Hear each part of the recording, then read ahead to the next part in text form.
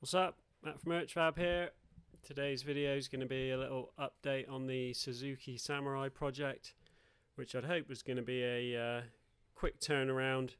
At first glance it did look really solid, but as is the case with most classic cars, once you start pulling parts off and picking around at it, you usually find some holes, and that's definitely the case with this one. So stick around and you'll see the horrors that I've uncovered.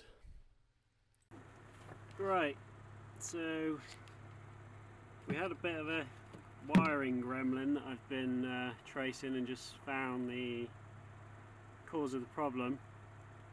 The issue was as soon as you would connect the battery, the headlights were on. So the way this is set up, you've got a permanent feed to the headlights as soon as, well, always, if the battery's connected. There's a 12 volts to the headlight, and then the headlight switch provides a ground for your main beams or dip beams. So I thought initially it was just going to be the switch was knackered and it was sending a ground constantly, but I split it. This splits to go up to the switch, so I pulled this apart, tested the switch was all fine. Then over on this side there's another plug connector which goes out through to the front, so if I disconnected from here, it was clear going forward to the bulb, to the loom in the engine bay. So I knew it wasn't that side. It's not the switch, so it's basically between this plug here. The loom goes up across the top of the dash and back down. So somewhere the dipped beam wire, which is this one, is picking up a ground. So I've cut it and connected it just temporarily, just to verify that was the issue, and it was. The headlights work fine as they are, and there's no light on when they shouldn't be. So somewhere between there and there it's picking up an earth somehow. So I've been pulling everything out that I can get to see if I can see what's going on. Worst case scenario, I just have to run a new wire, but it'd be nice to see if I can find what the issue is. It could be that it's just rubbed onto something, or it could be a screw. I mean, it looks like the loom goes right behind those. Could be that.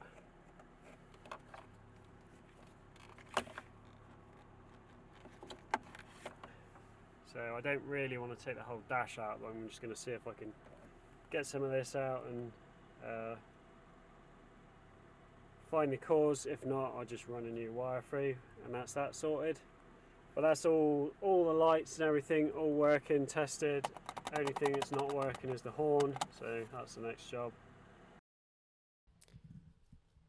Right, so first job was to get the plastic arch trims off and have a look at what was underneath. I knew there was a bit of rust under there, but I didn't realise it was quite as bad as it is.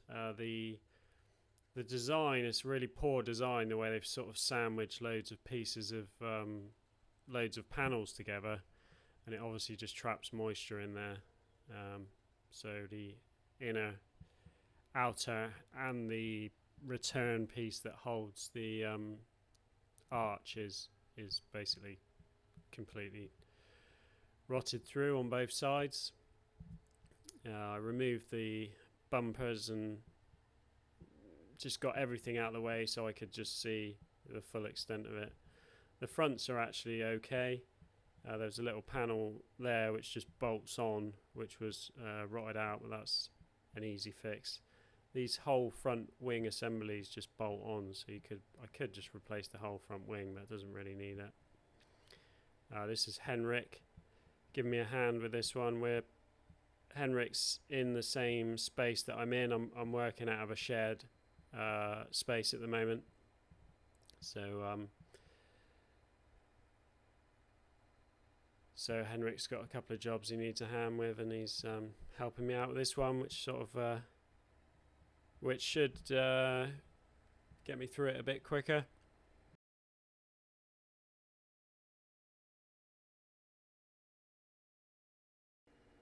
As you can see, that's pretty crusty, and given the condition of the rest of it, it is just clearly bad design there.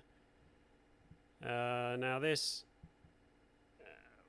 curiosity got the better of me here, and I had to remove these just to see what was under it, and I was positive that had been put onto solid seals, because the lower section of the seal looks absolutely fine, but as you can see there, that was covering up some pretty serious rust issues, and it looks like there was some sort of trim on there again that would have been just holding moisture in. So yeah, glad I took that off. Well, sort of glad and not glad. But I just want to make this little truck totally solid. I'm not going to paint the outside of it because it's fairly tidy, and I just want to make it into like a usable little truck that if someone wanted to paint it, they could paint it and have it mint. Some of these have sold at auction recently for really good money, so I do want to make sure that all the body is sorted properly, but I'm not too worried about the cosmetics, paint and stuff. So we're going to replace these outer sills. The inner sills are like really mint. I'm going to replace the bits of the arches that need doing, and there's a couple of little bits around the back of the left wheel arch as well that need a little repair, but once that's done, that'll be all the metal work it needs. So yeah, that's the inner arch repaired, and this is the outer arch just getting shaped up to be butt welded in. Also, there's some mechanical issues with the car.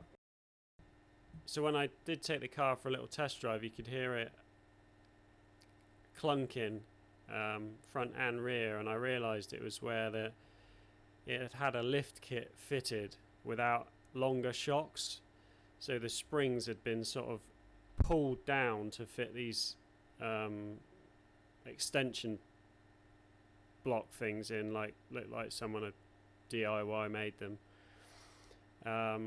And obviously if you're going to raise the front of it, you need to extend the shocks to give you the extra travel.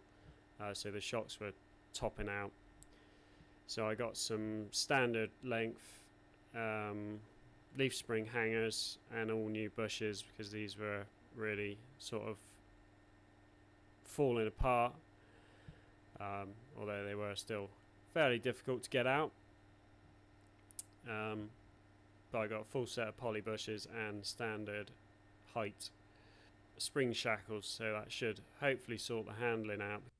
But yeah, I think with these sort of projects, it's really easy to look at something and think that's not going to take me very long, and that's not going to need that much, and just to pull something out of a barn and get it running, and drive it around a yard or something, really doesn't take much a lot of the time. But then when you want to get it back on the road safely and MOT'd, and you start digging, when something's been sat for sort of 10 years, it's going to take a lot to get it roadworthy again, and it's so easy to overlook that. I still do it. I've been playing with classic cars, for a long time now, and it still catches me out. I get I get the rose tinted goggles on and just see all the good bits, and then really underestimate how long something's going to take. The other thing is someone's taken the front anti-roll bar off of it, probably to put those extended shackles on to try and jack it up, which on a car that's was sort of renowned for tipping over seems a bit odd to take the anti-roll bar off. But yeah, so I'll have to try and find another one of those. So yeah, another few jobs ticked off the list, and hopefully this one won't take too much longer to get sorted. Like I said, I'm just doing a sort of quick mechanical restoration, and hopefully have it on the road in not too long. I'd like to say I'd learned my lesson from this one, but you know, it seems like every project I buy I never learn my lesson on, so don't think I'm gonna. So yeah, my advice would be, if you're going to look at something, just try to find all the bad bits and focus on that, instead of just getting blindsided by the good bits, the bits you like about it. And then, you know, if you can spend a good amount of time really digging into it, then I know that's not always possible, but it'll probably save you some pain later down the road. That's going to be it for this one. Cheers for watching. See you on the next one.